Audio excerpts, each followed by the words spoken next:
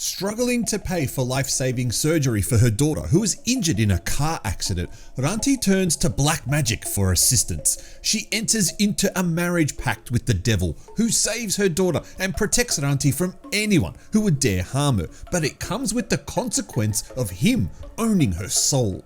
One by one, the people who have wronged Ranti are killed until she realizes there's only one way to stop the carnage. Talk about confusing. 2 movies released in the same month, in the same year, obviously, if it's in the same month, Stan, with almost identical English and Indonesian titles. Although don't be confused about which of the 2 films is the better one, it's definitely this one. And in my eyes, the reason is very, very simple. If you followed any of my Indonesian horror movie reviews in the past few years, you will know that there has been one element that has really frustrated me. And the good news is this movie doesn't have that element. What is it, you ask? Well, it's this.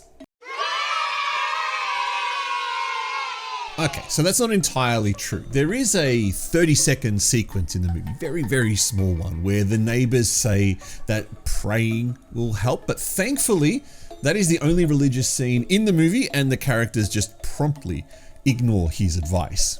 However, don't take this praise as me saying that this is the best movie and that you need to rush out and watch it. It still suffers one of the typical flaws of Indonesian horror movies, and that is the horrible and overacted possession scenes. These scenes are probably some of the stupidest that I have seen in a while, to the point where I assume that at one point they were trying to make a comedy with this film. Then there's that possessed female demon sound that Sam Raimi's The Evil Dead made popular and seems to have inspired multiple generations of Indonesian filmmakers. Yet, despite all of its goofiness, this is quite an enjoyable film. A lot of time is spent up building Ranti's character and the tough life that she faces, specifically from her in-laws. Her mother-in-law especially is just, she constantly criticizes it. It's kind of annoying actually after a particular point in the film. Then you've got her brother and sister-in-law who just expect Ranti and her husband to do absolutely everything for them, even begging them for money at one stage because the husband is too useless to go get a job himself. The only family member that shows any kindness to Ranti is Gita. Additionally, the movie never shies away from any brutality.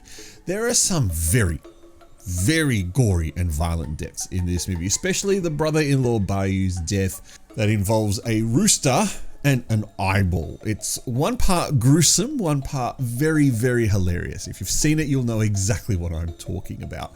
Now, I can safely recommend this movie due to the lack of religion and the entertaining story behind it.